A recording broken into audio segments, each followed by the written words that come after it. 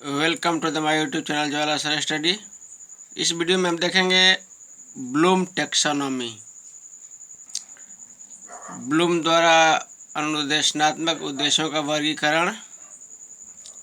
यह video TET, CTET, BEd, BTC तथा अन्य सभी शिक्षक प्रतियोगी परीक्षाओं के लिए बहुत ही महत्वपूर्ण है और इससे रिलेटेड और भी वीडियो देखने के लिए इसकी प्लेलिस्ट में जाएंगे तो सभी वीडियो भरे पड़े हैं। तो आइए शुरू करते हैं। सबसे पहला है शैक्षिक लक्ष्य, एजुकेशनल गोल। शैक्षिक लक्ष्य उस अंतिम स्थिति को प्रकट करते हैं जिसे हम प्राप्त करना चाहते हैं। प्रायः वे इतने व्यापक होते हैं जिस तक पहुंचना संभव भी हो सकता है तथा असंभव भी। उदाहरण के तौर पर बच्चे का नैतिक या आध्यात्मिक विकास का उद्देश्य लीजिए। ये उद्देश्य इतने अस्पष्ट होते हैं कि उपलब्ध शैक्षिक ढांचे और कक्षा की परिस्थितियों में उनकी प्राप्ति कठिन ही नहीं असंभव भी हो सकती है। दूसरा है शैक्षिक उद्देश्य, एजुकेशनल ऑब्जेक्टिव्स। शैक्षिक उद्देश्य से अभिप्राय उन सभी परिवर्तनों से है जिन्हें हम बालक के व्यवहार में लाने का प्रयास करते हैं। शैक्षिक उद्देश्यों की सहायता से केवल पाठ्यक्रम का निर्माण ही नहीं किया जाता एवं अनुदेशन के लिए निर्देशन ही नहीं दिया जाता, बल्कि यह मूल्यांकन की प्रविधियों के विशिष्टीकरण में भी सहायक होते हैं। ये कथन है B.S. Bloom, Benjamin S. Bloom के।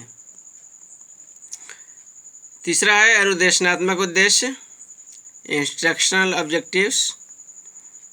अनुदेशनात्मक उद्देश्य व्यवहारिक रूप में व्यक्त की गई वह योग्यता अथवा कौशल है जिसे छात्र सफल शिक्षण के द्वारा ग्रहण तथा विकसित करता है। यह कथन है हॉस्टन का।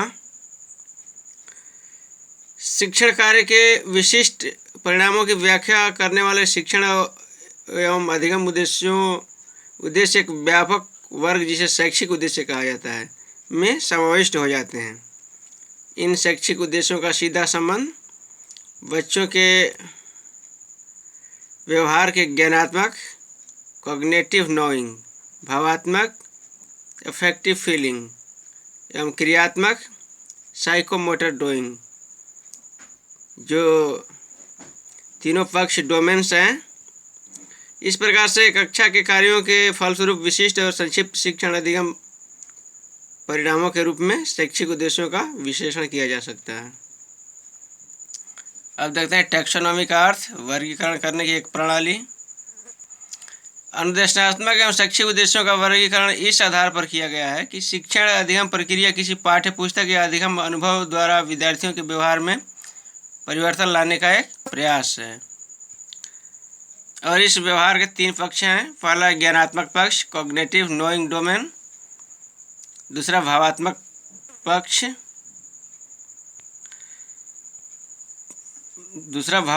पक्ष, अफेक्टिव फीलिंग डोमेन तथा तीसरा है क्रियात्मक पक्ष, साइकोमोटर डोइंग डोमेन।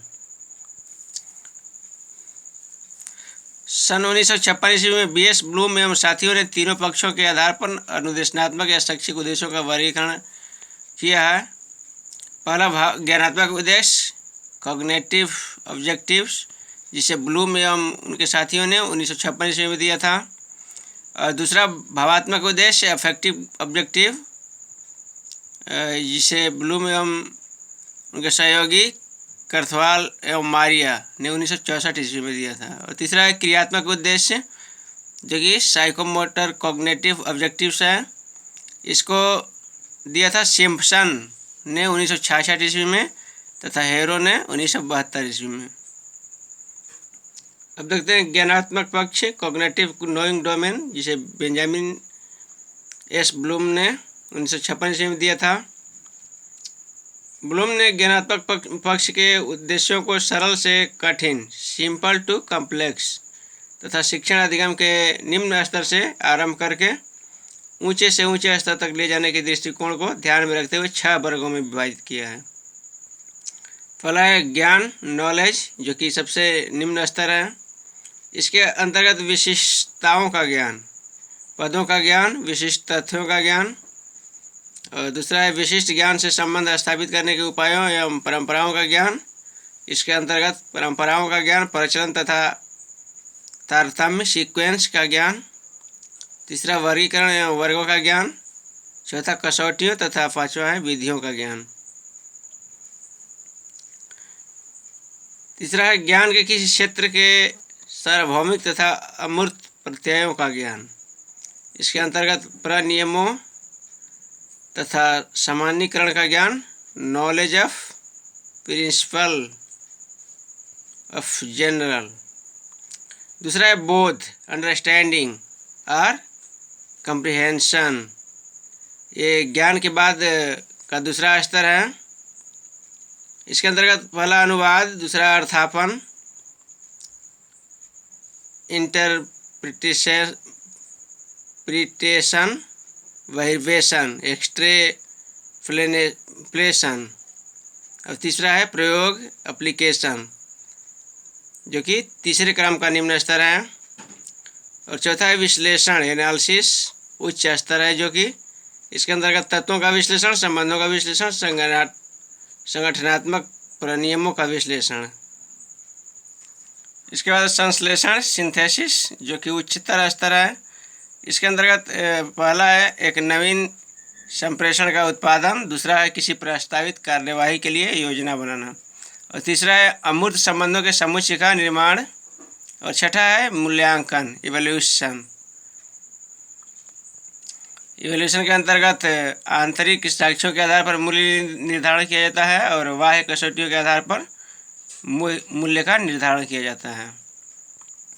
इसके बाद देखते हैं भावात्मक पक्षों के उद्देश्यों का वर्गीकरण, जिसे ब्लूम तथा कर्थवाल एवं मारिया ने 1966 ईस्वी में दिया था।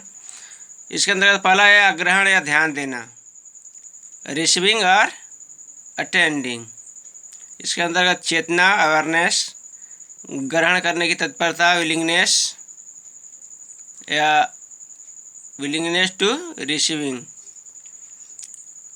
थर्ड है नियंत्रित या चयनात्मक अवधान, कंट्रोल्ड और selected attending.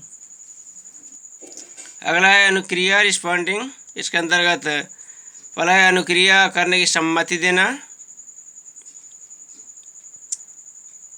Sense in responding, और दूसरा है अनुक्रिया करने की तत्परता, विलिंगनेस टू रिस्पॉन्ड, और तीसरा है अनुक्रिया करने में संतुष्टि, सेटिस्फिकेशन इन रिस्पॉन्स, और तीसरा है आकलन, वैल्यूइंग। इसके अंतर्गत किसी मूल्य की स्वीकृति, एक्सेप्टनेस ऑफ वैल्यू, और दूसरा है किसी मूल्य के लिए अधिक लगाव या अभिरुचि, प्रेफरेंस ऑफ वैल्यू, और थर्ड है प्रतिबद्धता, कमिटमेंट। इसके बाद चौथा है संगठन, ऑर्गेनाइजेशन। इसके अंतर्गत एक मूल्य प्रणाली को धारण करना, कंसेप्टनेस ऑफ ए वैल्यू, और एक मूल्य प्रणाली का संगठन करना, ऑर्गेनाइजेशन ऑफ वैल्यू।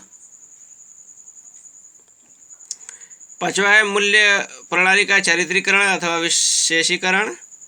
इसके अंतर्गत सामान्यीकरण, समुच्चय, जनरलाइज सेट, और दूसरा है चारित्रीकरण या विशेषीकरण, कैरेक्टराइजेशन। इसके बाद है तीसरा क्रियात्मक पक्ष के शैक्षिक अनुदेशनात्मक उद्देश्यों का वर्गीकरण, जिसे दिया था सिम्पसन ने 1966 ईस्वी में और हर्रो ने 1972 ईस्वी में।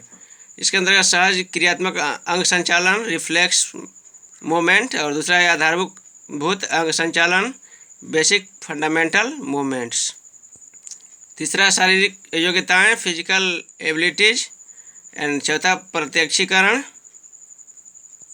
परसेप्टुअल योग्यताएं, और पांचवा कौशल युक्त अंग का संचालन, और छठा सांकेतिक संप्रेषण, नॉन डिस्कसिव कम्युनिकेशन। तो ये थे ब्लूम द्वारा अनुदेशात्मक उद्देश्यों का वर्गीकरण, ब्लूम टेक्सोनॉमी। इसी तरह के और भी वीडियोज देखने के लिए जो टीचर एजुकेशन रिलेटेड हो, हमारे YouTube channel Jwala sir study को सब्सक्राइब करें और वीडियो को अपने दोस्तों के पास शेयर करें। धन्यवाद।